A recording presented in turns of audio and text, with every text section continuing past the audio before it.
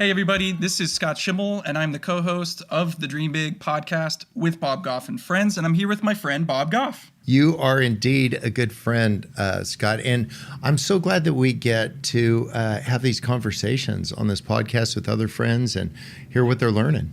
Well, we're talking about big dreams, and we're talking about walking through steps that you can take to go from defining your big dream to actually realizing it and living it. And the theme that we're talking about this month is called Exploring Opportunities. And one of the things that I've noticed in having these conversations with folks as they pursue their big dreams is a lot of times you might assume that your big dream is out there in the world.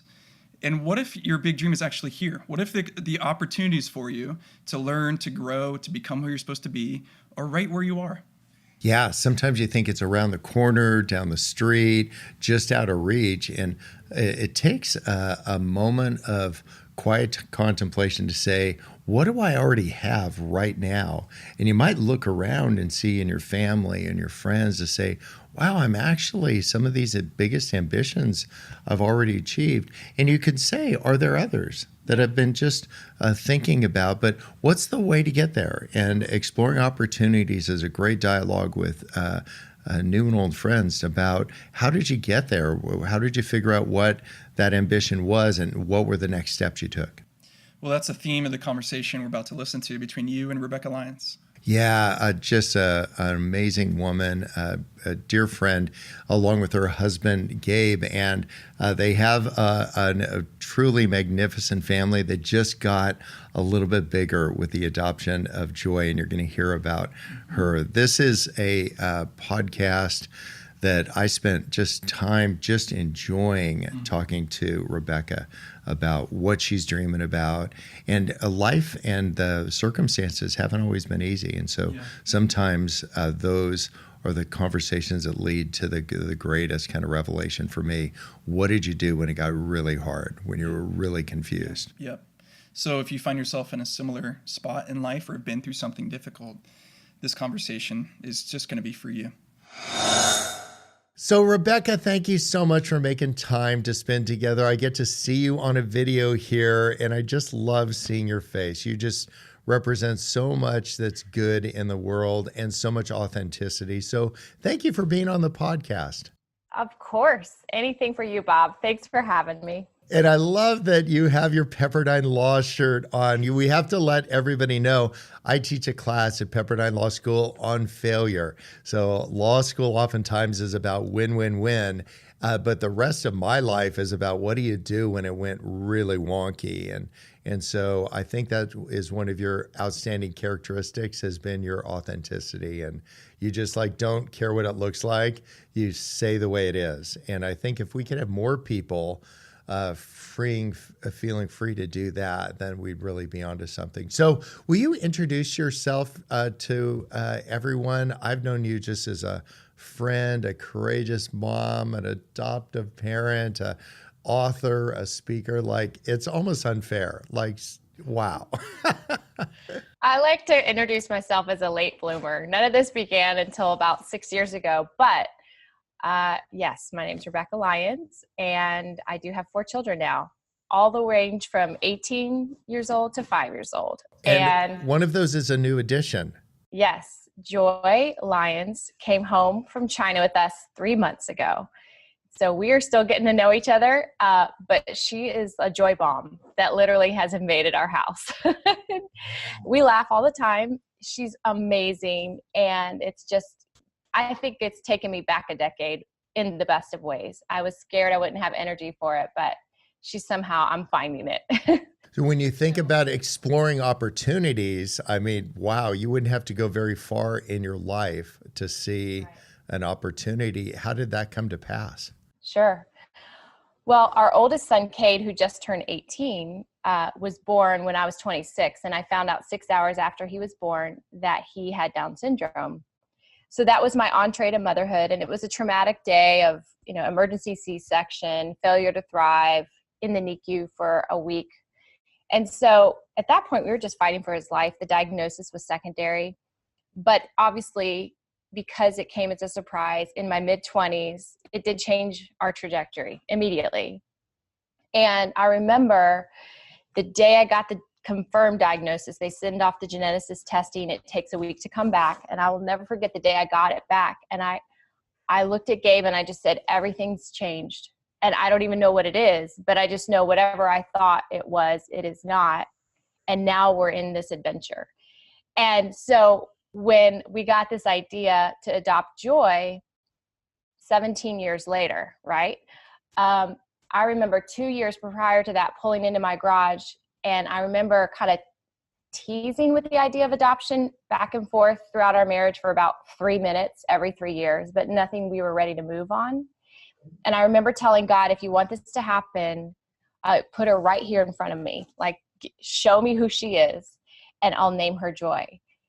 And so last December, 17 years after we got Kate's diagnosis, I get a text of a little girl from China from my friend Meredith. And I was like, out of nowhere, I was not pursuing adoption whatsoever. We thought we'd be empty nesters in 5 years. And I said, she's adorable. Why are you doing this to me? And I said, what's her name? And she said, Kara. And I said, do you mean the Greek name for joy? And she said, yes. Oh, that must have been so crazy. I mean, because everybody that's listening, do you get this idea? Like, most people are pumping the brakes after graduating your 18-year-old, and you're reaching for the gas pedal. You're saying, like, let's do this again.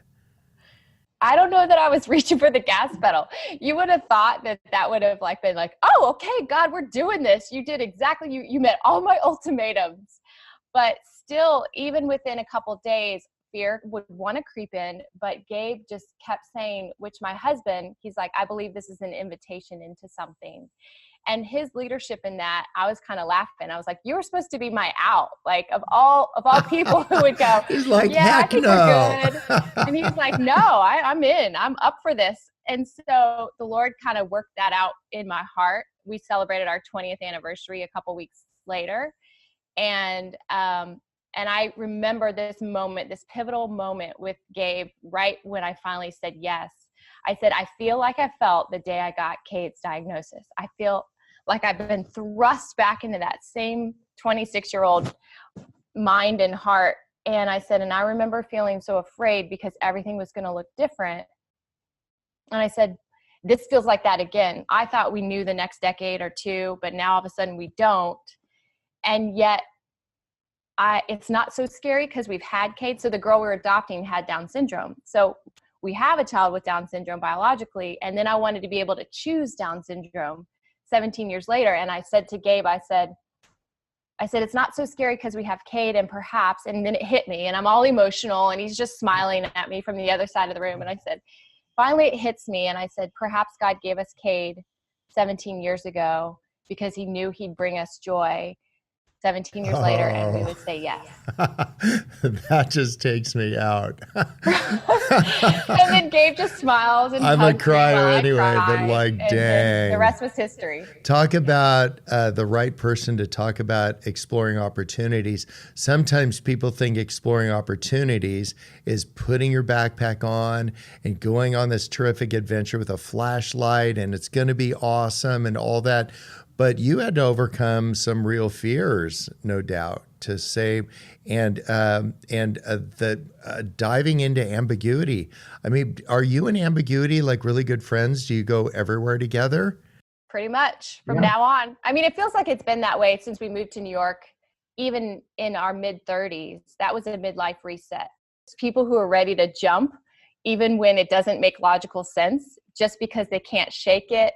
And it requires some level of sacrifice and trust. And so we're like, yeah, if we can't shake this, it's like sand in our shoe, then we should probably follow that.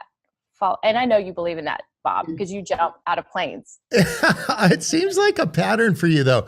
You have a beautiful community. Everything's awesome in Atlanta, wasn't it, at the time? And then you said, let's move to New York where we know no one. Right. And then. So I think I'm looking for meaning. And turns out I find surrender instead. And today I know that meaning follows surrender.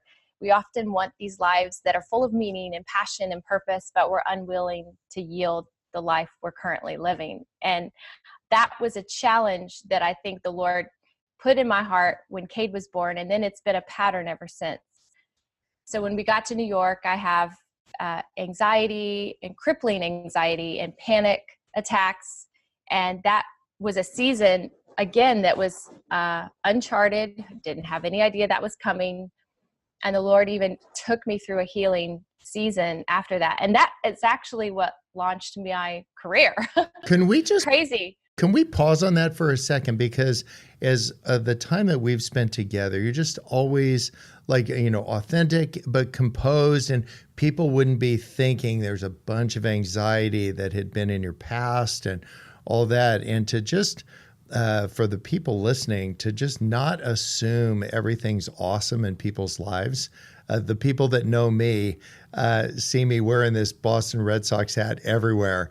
And they don't know it was like a promise that I made to my neighbor that was going to be with Jesus, that I will wear a hat.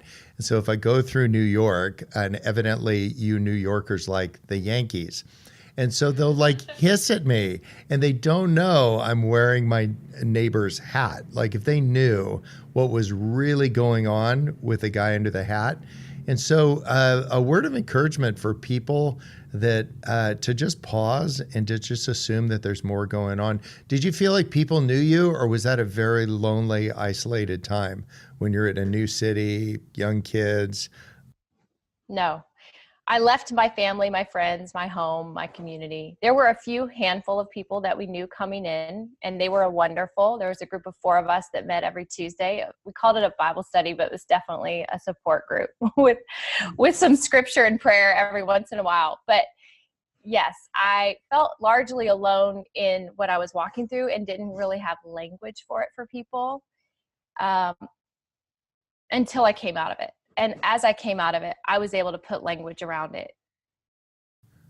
What's the difficult part about when you go through something that's really hard and then you need to like talk about it and write about it? Is it reliving it? Is it really painful? Is it very healing? Is it a little of both? I found that writing about it was very cathartic. So my first book was emotional because I cried as I wrote it, but it was healing at the same point. So a year later, I wound up writing that story. But originally, I wrote an article coming right out of the season of panic disorder. At that point, it had been about a year, just shy of a year and a half. And I wrote an article called Why Are Women Fading?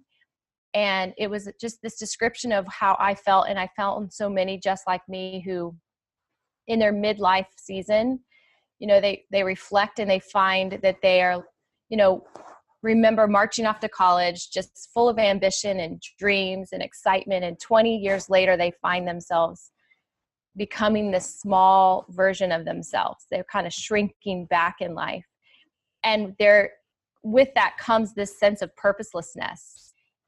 You're caring for everyone else, but you've somehow lost even your own dynamics in the process of that. So writing that, and then it spurred into writing a book about just chronicling that crash and burn moment, but actually how it birthed way to meaning and purpose in my life. And I believe that calling is where our talents and our burdens collide. And so talents, I was a reader growing up. I was voracious with books. We didn't have a TV until I was in middle school. And so I would just read and read and read and learn later. My mom said when I was 32, she was pushing my son on a swing, and she said, I always thought you'd write. And I was like, that would have been super helpful when I was picking a major. Thanks for sitting on that. I know. But it was there. And I think for all of us, and then of course the burden I felt was mental health, because I'd watched this in my family, in my father. And then I have a son whose IQ is in the 40s. So obviously the mind and just this being this whole version of ourselves that we can be was super important to me. And so that's kind of how my work began, was from my own story and then connecting the dots where I fell between my father and my son. Yeah, you're really good at surrounding yourself with people, it seems, that are able to share their ideas. Like you make safe places. I could talk to you about anything. Talk about the importance of that in your adventure. We're talking about exploring an opportunity, but you can't explore an opportunity unless you have a safe place to explore it and some safe people, maybe people that don't tell you what to do, but remind you of who you are. Right. I think speaking life over each other is the biggest thing in friendship and community. When we are sometimes so close to something, we can't see our strengths. I needed my mom to say that. I needed other people. I needed Gabe to remind me. I needed friends. I had journaled in the middle of the night for 2 decades trying to process life, and I found writing was always my way of healing. But I never would have thought that that could be a vocation until some people started saying, you got to share this story. You got to, don't shrink back from this. And so safe places to me are people who speak life over each other to say, hey, when you talk about that specific thing, your countenance changes, you come alive, you're very dynamic and excited. You need to explore that. You need to press into that. And then I think, Bob, you and I have talked about this as far as safe places. We need somebody to celebrate the highs with us, and we need someone to sit with us in the lows, and find people who are willing to rally on both extremes as well as just the everyday fun. Yeah, they're willing to go there. Find that. Yeah. Pardon? Yeah, they're willing to go there. Just people that'll change gears. This is just a sunny day and we're just hanging out. It doesn't need to be deep. We're just a couple friends talking. But in the times of crisis, they'll say, tell me about your pain. And not only that, but let me express to you some vulnerability to say, I may have experienced some difficult things too. Maybe not the same things. That's one of the hallmarks of in our friendships. When we've had conversations, you don't talk about how I don't think I've ever heard you say, I know exactly how you feel. But to just say they're like, I'm there with you. That's got to be painful. Those kinds of things to receive those things and say, this is a safe place where you can express more. Right. Absolutely. And I'm learning to do that with our kids. They're teens, and you just want to be available in any given moment when they decide they're ready to open up. And as long as I give them my ear, I find that our relationship stays strong. And I'm just praying that continues, because I want to be a parent and a friend and a wife that is available to listen and be there. Just be there when the urge does come up to share or to confide in. Yes, when there's that moment, like it just happens. And one of the things that you're so in touch with how you feel, even when we're having conversations, I can just tell that you're very in touch with how you feel all the time. And that's a really good thing, because you're less likely to miss it. I went on a boat trip, and I wasn't that keen about going all the way to Glacier Bay, but we finally got there. It was time to see the glaciers fall into the water. But I'm so into people. I'm like Tigger. So I'm having all these conversations, and somebody'd say, did you see that? And I'm like, no, because the glacier fell in. And then I'd be off track again. They'd say, did you see that? And I think of this idea, the difference between preparing and being ready. And I want to be ready, like you want to be ready when the kids want to have the conversation. And one of the things I've noticed is must be present to win. And one of the things that I noticed in your life is you started kind of saying, well, you're very sought after to come and speak at events. You started pumping the brakes on that a little bit. Can you tell me a little bit about that? Because I think that ties into this idea. You want to explore an opportunity, you must be present to hear the opportunity. You need to see when the glacier falls, not be distracted by everything else. Absolutely. I love to teach. I had no idea how much I loved it until I started doing it. Yeah. And it's funny because both of my parents are teachers. They've taught many subjects, multiple master's degrees, but I always thought of it conventionally from a classroom. And now here I am.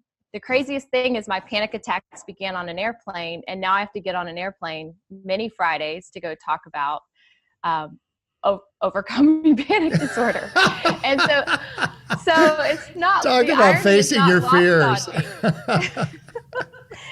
So I think God just kind of grins and laughs about, like, here you thought this thing was going to keep you on the ground, and now I'm actually asking you to do these things. But still, with this invitation of joy or adding to our family, this season in particular, I'm certainly pumping the brakes. And even looking ahead, knowing Pierce has 2 more years of high school, knowing Joy's still getting acclimated to our family, attachment needs at least 6 months to begin to form with a girl who's never had a mom and a dad or lived in a family unit. So yes, it's taken a lot of intention to just be wise on what I say yes to or no to, and be okay with, honestly, Bob, this is vulnerable, but the temptation in my work is to just continue to push because you see all these other amazing people pushing. And yet I made a conscious decision that required me to break. Yes.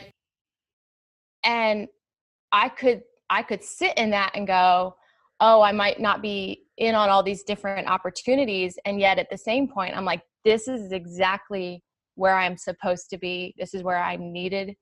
And this is where my heart is. And so last year, I just kept praying for my desires to grow in the area of just staying put and not feeling like I was missing out on things. Yeah. And it's been so good for my heart and for our family. You get to plumb the depths to say, why am I doing what I'm doing? So you don't want to pursue an opportunity elsewhere when you have one right in front of you. I'm right here, like all of your family saying that. And I know sometimes I mask a whole boatload of insecurity growing up, but I learned early on I could fill that with activity. So if I was just active enough, if I did enough, I was like the happy guy, then I wouldn't have to actually deal with the pain and insecurity of being who I actually am. And so what I could do is if I could make people laugh, or if I could be really fun or spontaneous, then we wouldn't have to go through all the things I actually would prefer not to talk about. And so to have the opportunities that we each have, sometimes exploring them means this inward saying, who are you? You don't need to camp out there. But I just love that you have been willing to do the time to say, I understand where these things are coming from. I'm learning more about it, but that self-awareness. So when little insecure Bobby Goff thinks what I'll do is a lot more activity and I'll make people laugh and they'll be fun. And then I don't have to think about all these other things I don't want to think about. It's just worth a moment of pause. Exploring an opportunity is like exploring yourself. Absolutely. And then when you have a shot at doing something, to just do it and knowing that it won't always work out the way that you thought. There's a gathering they do in London, and I knew the date I would be there. And so I wrote to the Queen. I said, I'm going to be in London on May 14th. If you're in London on May 14th, we should hang out, right? And I got a letter back from one of her ladies in waiting. If anybody's listening and want the address for Buckingham Palace, just let me know. I've got it. The lady in waiting wrote back and said, the Queen is terribly disappointed that she can't meet with you. And I'm sure it just tore all up. But that idea for an envelope and $1 in postage, that idea of feeling engaged in some things, and you don't even need to leave the house.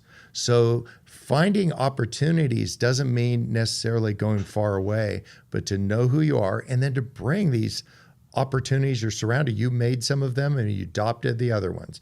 To just say, what could we do from right here?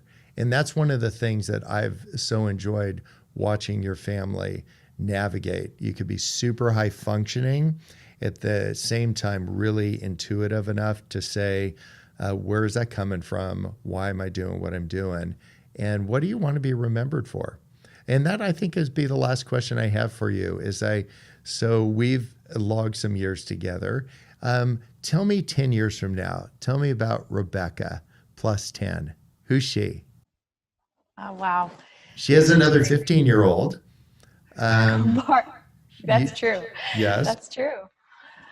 You feed kids and they grow. It's just amazing, Bob, how that happens. It's weird, like carrots. It's crazy. So tell me about you and Gabe, and you won't know where God will lead each of the children. You just hope they're healthy and happy and sense God's purpose. But tell me, if we're having this conversation in 10 years, who am I talking to? Oh man.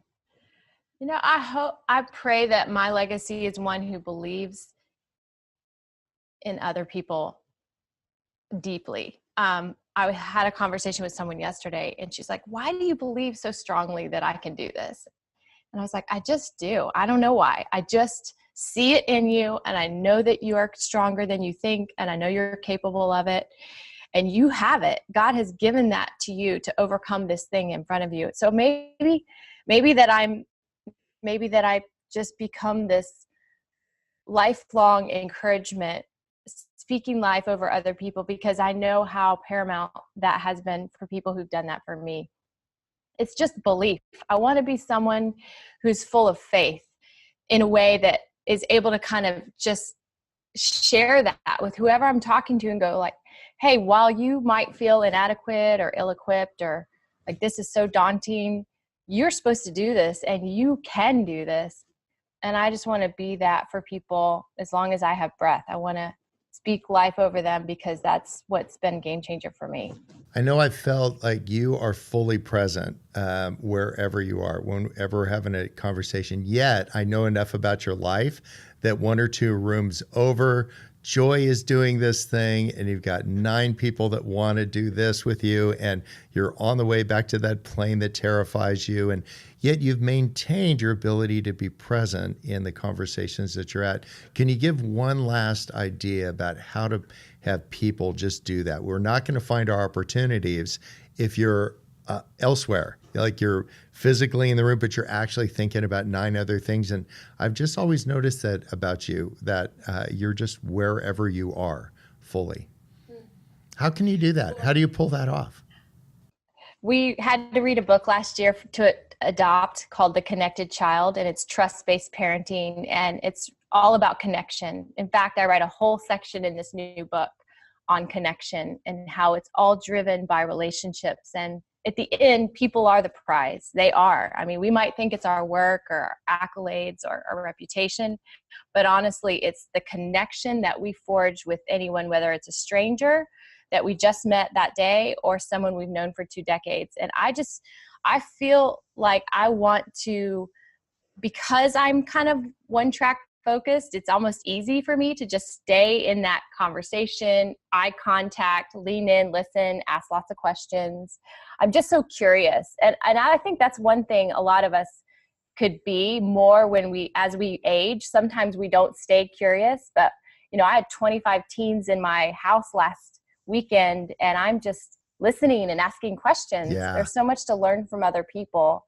So if we keep that curiosity, we make eye contact, and we just lean in with this expectation of like, there's something here that this person has to offer that I can learn and grow from, then I hope that that's just something I'm going to do until I'm I think old. you will. I mean, you've been doing that with me forever. One of the things that I hope that people that are listening will do is, well, if some of these things had pinged you or you identified with, that you just be really kind with yourself too, to know that you're worth it to God, that you're valuable, that you don't need to strive for these other things. He just delights in you taking small steps. We were thinking about I just became a grandpa, and I've got this little grandson, and I've been wanting a grandson since I was in junior high school. A grand anything, I'll take it. But what I'm hoping for him is that he'll be surrounded by people that can be honest and vulnerable and that will look with anticipation towards the future. And so that's my hope for you as we kind of wrap up, that Rebekah, you and every single person that comes and goes from your wonderful house just feels that sense of anticipation and that they know yours is a really safe place. And that if we can explore some opportunities in our lives and other people's lives, we would just create safe places for that to happen. So thank you for being such a good friend and for living just an extraordinary life. Girl, you are killing it. I love that you're just so in touch with how you feel. It seems like to me, just in all the conversations, man, people go there, but be kind to yourself while you're doing it.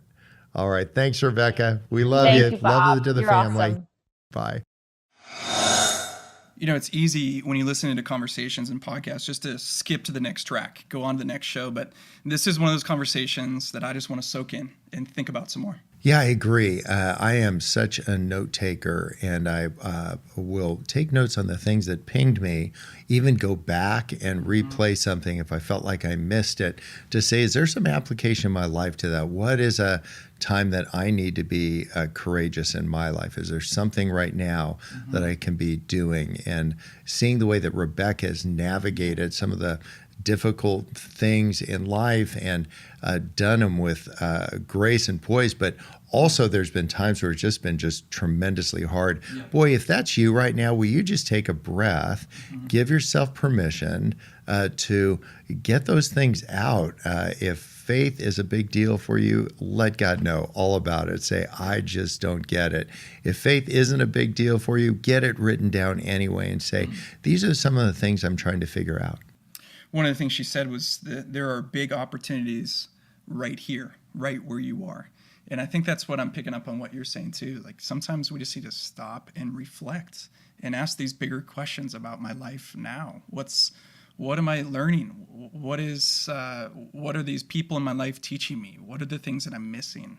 Yeah, because if you're always looking at the horizon, you kind of don't see where your feet are. And to look down and just say, to assess, where am I at right now? And how am I feeling about where I am right now? And then to confront some of those fears. If you wanted to go a little bit deeper with some of Rebekah's beautiful writing, she has a couple books out there. You Are Free is the most recent book. Freefall, To Fly was the one before them. I've read them both. They're both excellent. And it's like sitting down with a good friend over coffee. Well, what she reminds me to do is be really fully present, which is hard. That actually takes a lot of courage. I mean, there's so many distractions, especially when we talk about big dreams. We want to talk about the future. We want to imagine ourselves elsewhere. And it can actually be a really great discipline just to think about, where am I? What am I experiencing? What am I feeling? What's on my mind today? And the best way sometimes to get that figured out is get a friend, go to Starbucks, make them pay, and have the conversation to say, this is actually, kind of all the veneer aside, this is what's really going on. Literally, I'm going to blow the foam off the top of the latte and tell you what's really going on. Well, next month, we're going to change conversation a little bit and talk about the next part of the Dream Big framework, which is clear the path. But we don't want you to just move on to the next episode. We want you to spend some time on this. That's why we have this giveaway called Dream Mapping that's available for you in the show notes. It's on the website, and it's the same idea that you would slow down, pause, think, grab a friend, and explore the opportunities around you where you can learn and grow and start moving down to make a plan for the ambitions that you have. Yeah, and every minute that you're willing to invest in your ambitions is 10 minutes well spent. Yeah. And we have these live workshops coming up too. Yeah, we do. There's Waco is right around the corner. We're going to be down at Magnolia, which is pretty cool. And we'll be dreaming with some dreamers. So come and join us. Bring your ambitions, and then we'll, in a much smaller, intimate setting, say, what is it that you want and how are you going to get there? And if that isn't the one for you, there's one right after that at On-Site, which is a place that has been so important for Sweet Maria and I, just outside of Nashville, room for people in cabins. They'll both fill up. But so get signed up for that, and we'll spend 3 or 4 days just teasing out your dreams and ambitions, and then get clear on what the next steps are and find a couple people to go there with you. Well, dreambigframework.com is where we're going to get all the info. You can feel free to listen into the next upcoming episodes too. We've got Miles Adcox, who's from On-Site. Yeah, the guy that runs On-Site for all these years, and one of my dearest friends. Well, thanks for being present today. Hey, this was good. You guys, find that person, go a little bit deeper.